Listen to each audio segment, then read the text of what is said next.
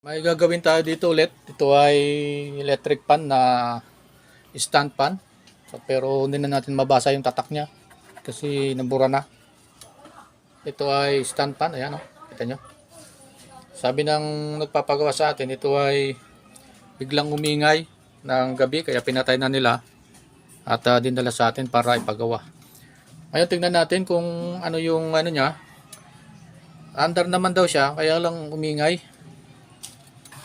Tatakot daw siya kaya tingnan natin, lagay natin sa saksak natin. Yan. Tapos try natin na panda rin. Okay, so yan. Ganyan siya, mabagal. Number 1 yan. Number 2 natin. Yan, ganyan number 2. Number 3 natin. Tingnan natin. Yan ang number 3 nya. Ako yan, ingay. So yan, pakinig nyo. Number 3 yan. Kahit nakatigil siya, naka-steady, maingay siya. Kaya hindi gearbox ang problema niyan. So nakakatakot yan. So yan ang alamin natin kung ano ang sira pagka ganyan kaingay. Hindi tayo makakatulog pagka ganyan kaingay. Ano? Ayun o. Tapos, mahina ang ikot. Number 3 na yan. Dapat malakas yan. Kaya subukan natin na tingnan. So ito, wala namang lapat dun sa LC. Wala naman lapat. Ayun. Ayun, pag pinatay mo siya, wala naman lapat sa LC. Pero yan oh, yun.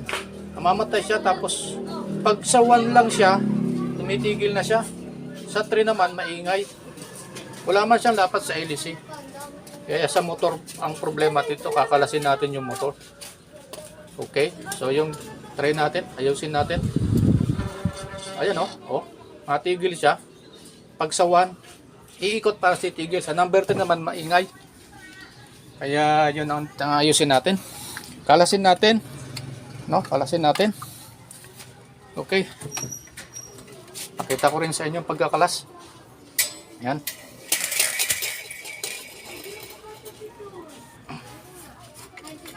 So, panoorin nyo kung paano pagka meron kayong electric pan na maingay. Sobrang ingay nito. Matuto kayo kung paano yung gagawin. Ano yung sira. Alamin natin yung sira. Wala naman sa LC, walang lapat. Wala rin sa gearbox. Kasi kahit naka-steady siya, maingay. So inala natin sa loob ng motor. Natin to. Okay, so subscribe kayo sa channel namin para dumami naman yung subscriber natin. So ito, ilalagay natin sa isang sa lamesa, no?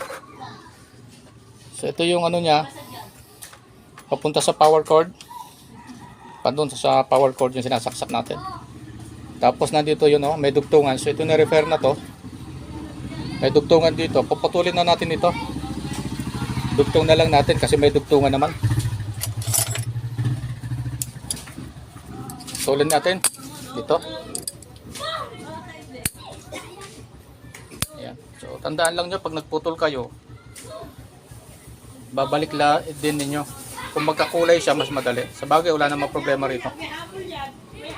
Okay, so ngayon gawin natin, ilalagay natin ito sa lamesa sa pagkakalas, paghahanap kung anong sira. Okay. Meron ito ditong screw para mahila natin pababa.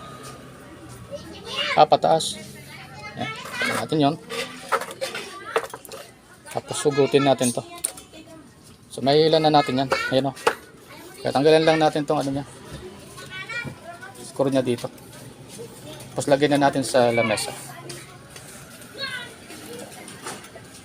Okay.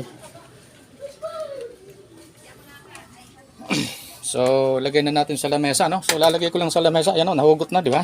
So, lalagay ko lang sa lamesa para okay yung paggagawa natin. Isin ko lang yung camera natin. Okay, ito na. Sa magandang gawa na tayo. Sa maliit na lamesa. So, kalasin na natin. Galin muna natin itong front cover motor para Nako, yun, problema. Kasi halos sira na yata itong ano. Tingnan natin kung magagawa ng parang tong front cover ng motor. Kasi pansin ko, ayan o, na lumaki na yung butas dito. Kaya yung screw ayun o.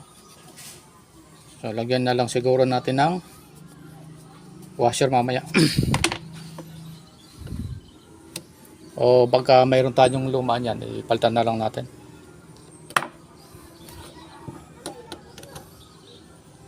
So subscribe kayo sa channel ko.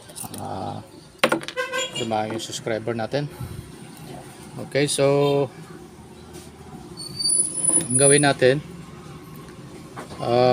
para hindi tayo makadisgrasya ay kalasin muna natin dito. Kalasin muna natin itong ano, gearbox. Itong mga gearbox to, yung nagpapaswing ng electric fan. Ayan na, mayroon ng mga ano, ginawa na ito ng mga manggagawa rito sa amin.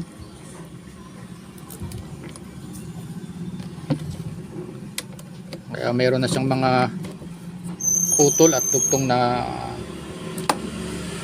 wire. Ganyan talaga ang ginagawa ng mga manggagawa, pinuputol talaga at dinudugtong para safe sa pagka-repair. Ayan.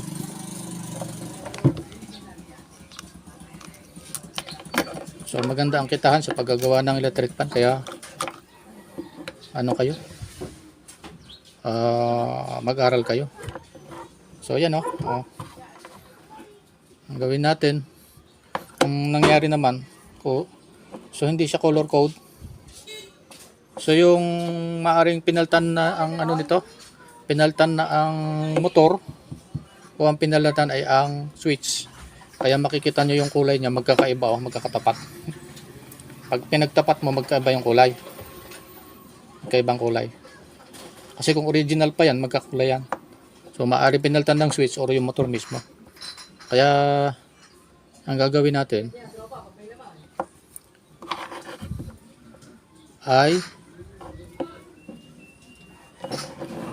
try natin na tanggalin dito sa ano, sa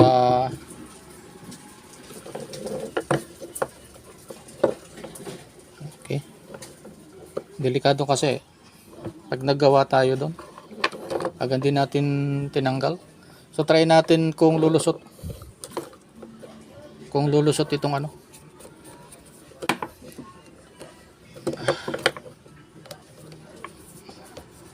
tanggalin natin dito sa switch.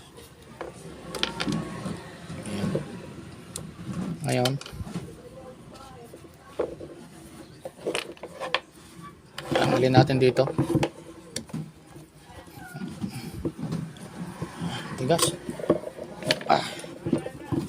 Ayan.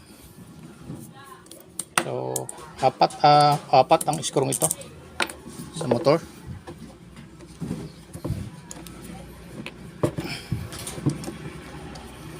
So makita natin kung alin yung maingay. Kasi kung may maingay dyan, ibig sabihin mayroong lumalapat. Yung lapat nun, yun yung maingay. May lumalapat. At ang lumalapat ay bakal. Bakal sa bakal, hindi plastic. Kung plastic, hindi gaingay ang plastic. Hindi ganun kaingay. Alin natin dito. Okay, so yung shop ko ay medyo maingay sa tabing karsada kasi shop. Ayan, okay. Hanapin natin yung maingay. Okay. So mayroong maingay. Hanapin natin. Ang galing ko lang tong ano.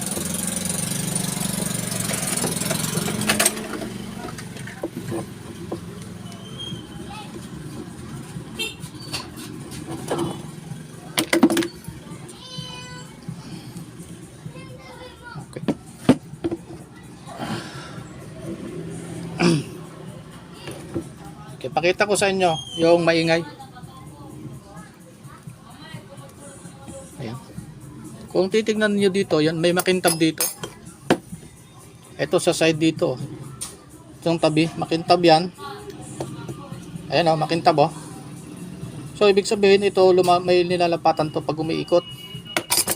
Ang lalapatan lang naman yan ang lalapatan lang naman yan yung core. Core. Ayun, may makintab din. Sa bandang likuran niya. So pag ikot niya, lumalapat. Huwag natin tanggalin. Okay. Ito, yan ang makintab. Yun. Hindi dapat makintab yan. Ibig sabihin, kumintab yan, ginasgas niya. Kasi ito, pakita ko sa inyo bakit. Doon, sa core na yun, oh, yung bakal na yan, oh. Yung dulo niyan. Pakita ko sa inyo. Yan. May ikot yun. Pag ikot niyan, lumalapat, kaya tumutunog. Yan. May nilalapatan. Dapat ito, hindi lapat to. Walang kalapat-lapat yan. Kahit maliit lang yung distansya niyan. Walang kalapat-lapat dapat yan. Ito, hindi dapat lumalapat yan. Dito sa loob. Pag lumapat yan, maingay na. Yun yung maingay. Ngayon, bakit maingay? Okay. Bakit umingay siya? So, ang problema nito ay itong shafting ay meron ng tama. Ito, lalim na ng tama rito. May kanal na. May kanal na siya. Okay, may kanal na. Dahil may kanal na, lumuwang na siya. Lumuwang na dun sa bushing. Pag lumuwang yung bushing, maapektuhan ito. Rotor. Pag maluwang ang bushing, maaring gumalaw ito. Pag galaw niya, lalapat dito. Sa core. Kaya kailangan natin palitan yung bushing. So ang gawin natin, palitan na natin yung bushing. At itong shafting. Hanap tayo ng shafting. Ayan o, lalim na. Malalim na. Yan yung problema. Okay, so hanap ako ng shafting na bagay rito. Pakita ko kung paano palit. At magpapalit din tayo ng bushing. Okay. So hanap lang ako. Okay, so nakakita tayo ng pampalit nitong shafting. Ito. Yung shafting nito. Maganda pa oh. Ganda pa. Kasi ano lang oh, liliyahin lang yan. Wala naman kanal. Ito yung papalit ko dito sa shafting nito. Pero kalasin muna natin itong isang ano. Lilipat natin yung shafting. Para ayos. Okay. Tanggalin natin itong pan. Tapos ang kabila.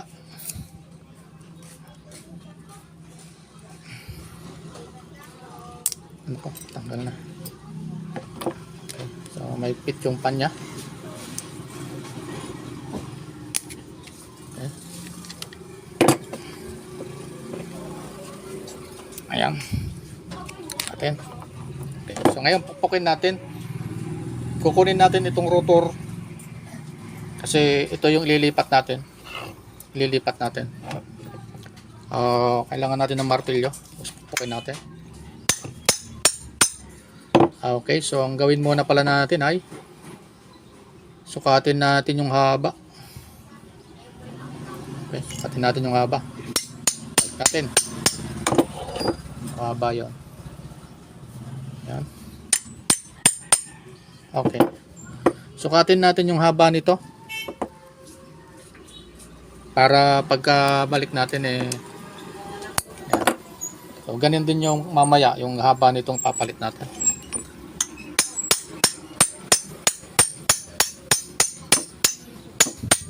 Okay. So itong kailangan natin dito, ito yung papalitan natin. Ang ipapalit natin na ito, shafting nito. So ang gawin natin, pukin natin para matanggal.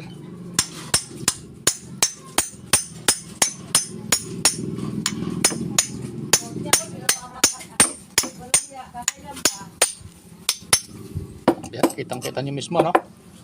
Kung paano medyo mahirap tong tanggalin isang to.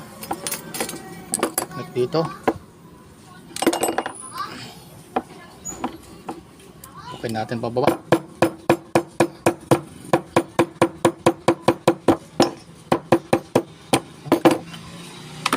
So ito. Ito yung shafting oh. Maganda pa oh. Aliha lang katapat. Palit na natin. Pasok natin.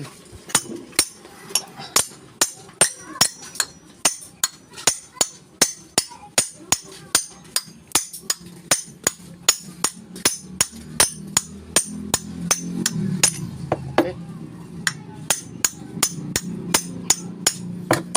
Subukan natin sukatin. Kung ayos na yung haba. So kulang pa. Buk. Sukat ulit.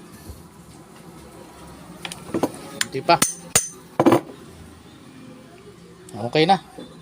Ayos, pantay na. So sauli natin yung kinalas natin kanina na pan. Okay. Mahigpit.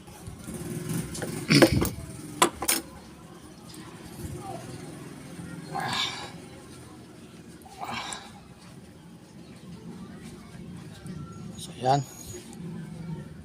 Lagyan na natin. Isa naman. Mahigpit.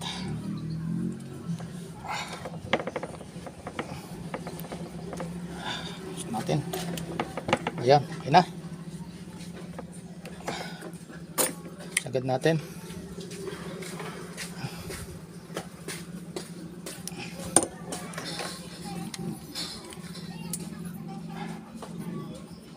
Sagad natin. Okay na. Pasok natin yung mga spacer. Ito. Kailangan natin yan. Okay. Ayan na lang natin dagdagan kung kulang.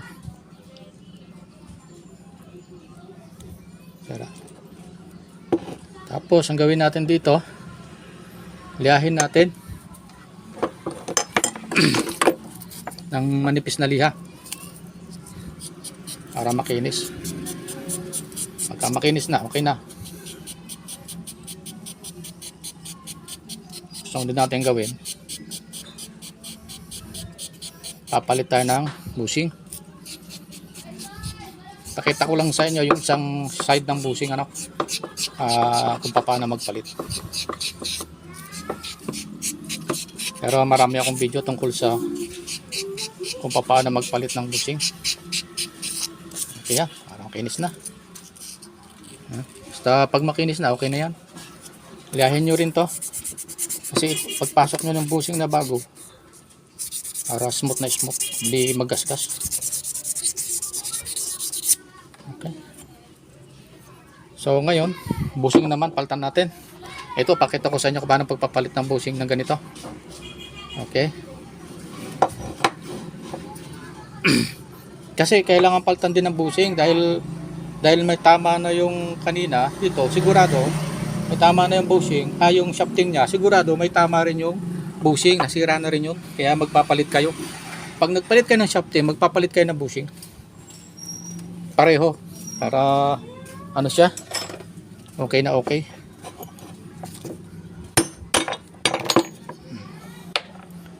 Ngayon, tanggalin natin to para malagyan natin ng langis. Ito yung flower nya, ito na rin yung lock nya. So baka magpalit tayo ng flower kasi pangit na ng flower. So yun yung kanyang, oh grabe, tuyo.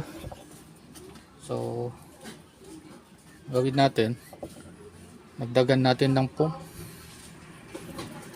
Magdagan natin ng foam kasi tuyo.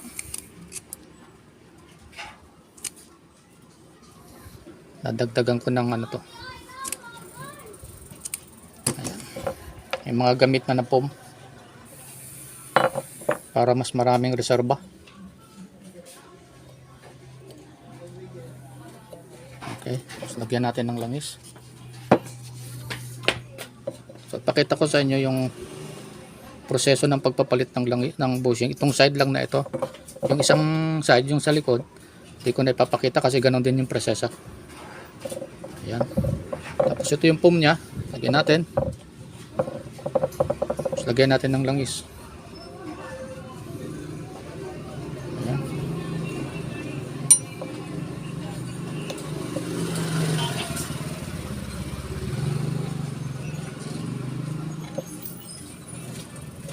Okay. Ayan. Tapos kumuha tayo ng bagong bushing. So, lagay natin dito. Palitan na natin to. Pangit na yung ano nya. Bukan nga natin. Bukan natin ito bang baklang kasing flower. Tuwid muna natin. Yan. Tapos try natin na iliko siya. Iliko. Try natin iliko. Tapos subukan natin ilagay. Yan. So ang paglalagay niyan,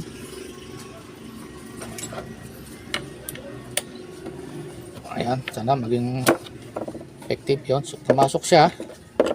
Kailangan lang natin pupukin ng PVC na bilog dito. Sana okay. Ayun, so pumasok naman. Bila.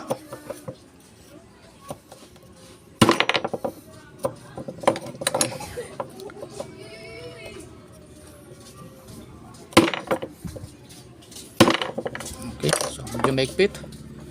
Gawin natin.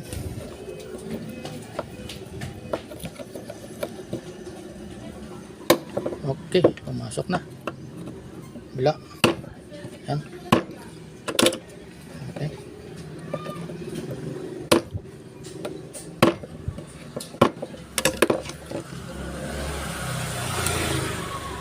Tignan natin kung ayos. Okay. Okay, dapat hindi siya mahigpit. Ayan o. Dapat mahigpit pala siya. Hindi halos di maibo ng daliri ninyo. Yan ganyan technique. Okay? So yan ganyan lang. So yung isa ganun din ang gagawin ninyo, no? So hindi ko na papakita itong isa. Tapos pagka nagawa ko na 'yon, bubuuin natin, ano? Yan ganyan lang. So ayusin ko muna itong isang bushing, ito. At palitan ko muna, hindi ko na papakita. Tapos pagka bubuuin na natin. Okay, so ready na, no? Ang ating mga ginawa. Okay na yung shafting, napalitan natin, nalihan na natin. Yung bushing, okay na rin. Nalagyan na natin ng bago, pati yung isa, nalagyan ko na rin yung bago. Ang gawin natin ay buuin natin ito. At sana ayos yung ating ginawa. Mawala yung ingay. So balik lang natin sa dati. Okay, yan. Huwag nyo kang kalimutang mag-subscribe sa channel natin para lalagyan nyo ng langis ito saka yung likod para madulas na siya. Nilagyan ko na ng langis yan. Lagyan natin itong una. Okay, tingnan natin yung kanyang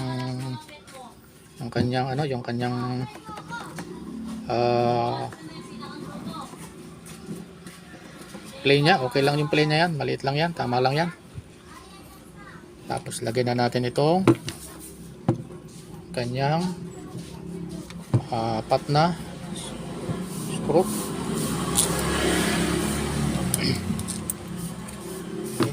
Okay, natin. Sigpitan natin. Ayan.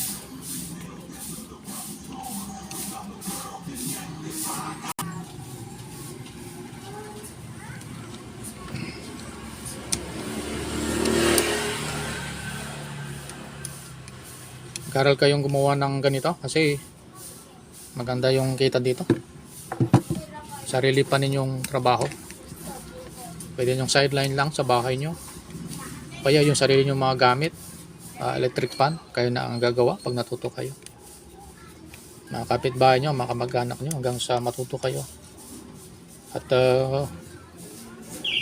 kayo na mismo ang mag-repair sa inyong lugar.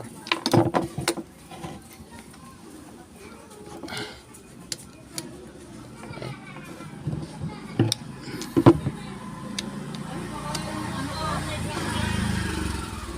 Pagka maingay, so tignan nyo yun, yung tinignan natin.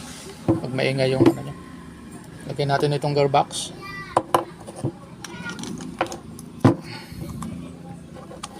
Ayan, yung gearbox nya. So yun, lagyan natin. Screw yan dito. Press ko lang para makita nyo. May screw yan dito. So lagyan natin.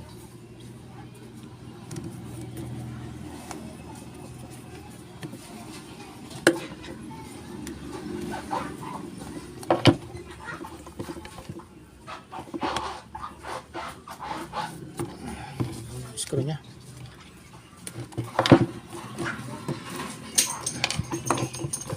Natin.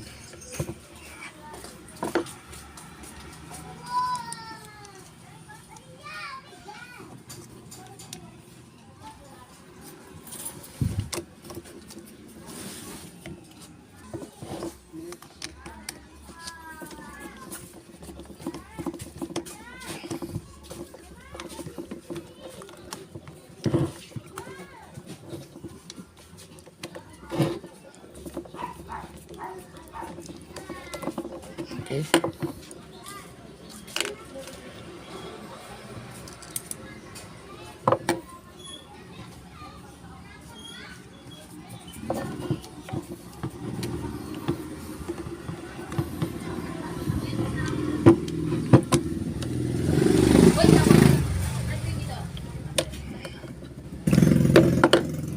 Tapos ito.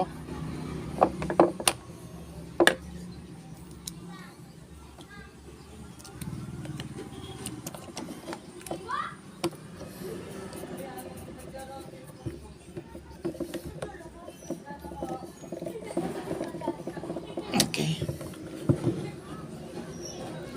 So, pitan lang natin.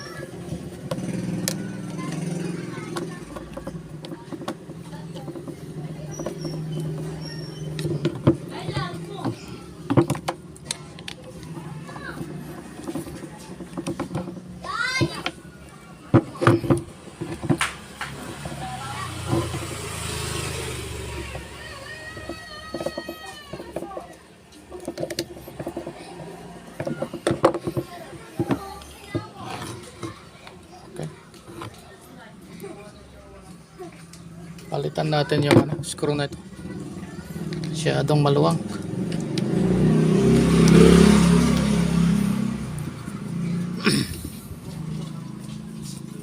Maluwag, hindi siya dito. Saan na ba? Ito. Nahihirapan tayo pasok, di pala yun. Minsan tingnan nyo rin kung tama yung screw na inalalagay ninyo kasi mga ayun, ayun na. So, lagay natin itong ano nya. Ito. Balik natin. Ito. Mayroon itong ganito. Sa paano nyo kinalas? Ganun nyo ibabalik din. Tatandaan yun din nyo. Para hindi mahirapang magkabit. Lagyan muna natin yung isa bago natin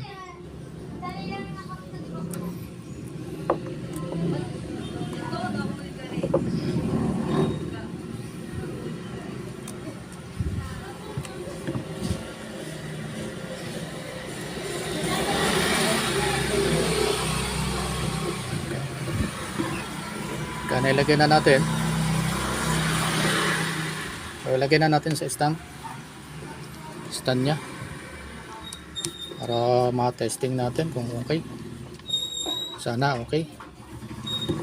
Okay, tapos na.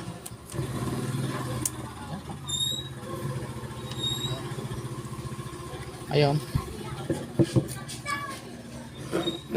Lagyan natin to.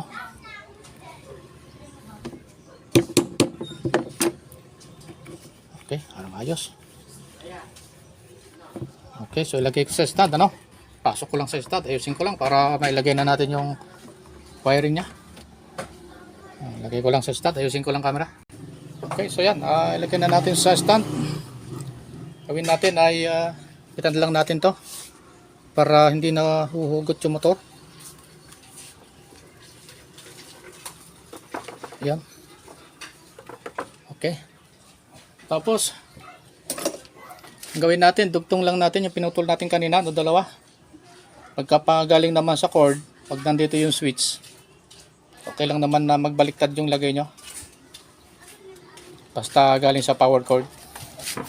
So, dugtong lang natin. Pero tandaan nyo na lang kung paano nyo pinutol. Doon din nyo dugtong para hindi kayo nalilito. So, ito, dudugtong ko lang din yung pinutol natin kanina. Dalawa naman yun, pinutol natin, kaya madaling tandaan. Dugtong na gano'n. Tapos, gawin natin, ipan natin. Tapos, subukan na natin. Okay. Ito natin ng tape. Dalawa.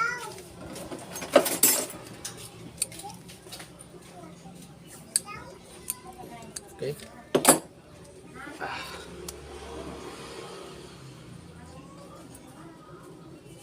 Stay pa natin. So, kita na tayo dito. Magagawa natin. So, wala pa isang oras. Okay. So, yan na. Subukan natin kaya. Sige, subukan muna natin kung okay. Kung iikot siya.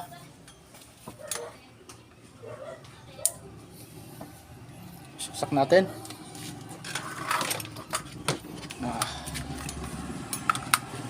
So, lagyan natin sa 1. Yan, umiikot naman. So, mukhang wala na yung ano niya, yung ingay niya. Pero makikita natin mamaya pag nilagay na natin yung LC. Kasi yung LC mabigat na siya. Tingnan natin kung iingay pa. So ngayon gawin natin. Lagyan na natin yung LC. Lagyan natin yung LC. Para subukan natin kung ayos yung gawa natin.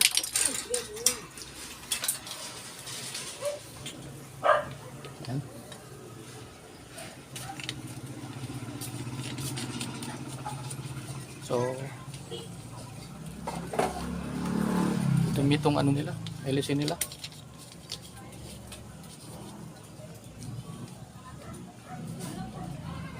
Okay. Linisan natin ng konti. Kasi andun yun. Isa rin yan sa bakit hindi magbuga ng malakas na hangin. Madumi.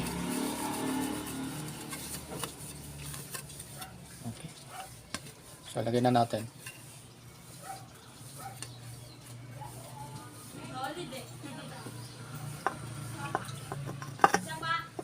Okay.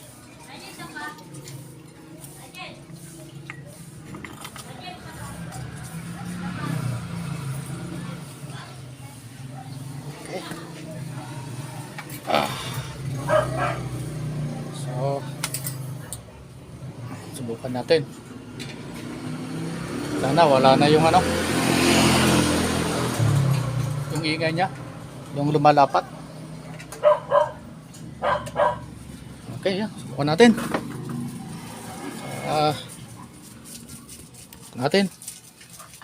Sana wala na yung ingay niya. Lagyan natin sa 1. Ayan na. Okay na.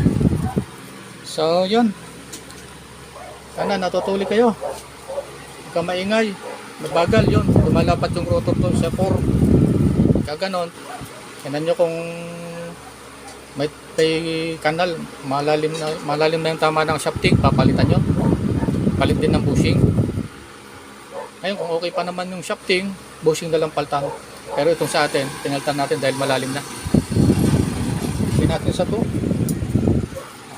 So 2, walang maingay, di ba? Ito yan. So sa 3 kanina maingay yun, pero lagay natin sa 3. So yan yung tray niya, hindi na rin maingay. So, ibig sabihin, yun yung problema. Maglalapat yung rotor dun sa kurot dahil nasira na yung shafting at saka yung bushing. So, papalitan lang yun. Ganun lang yung proseso. Sana nakinabang ulit kayo. Subscribe kayo sa channel ko. Share nyo at like niyo para ganahan naman tayong mag-upload video natin na ginagawa natin. Yan. So, kumita na tayo dito. Wala pang 1 oras.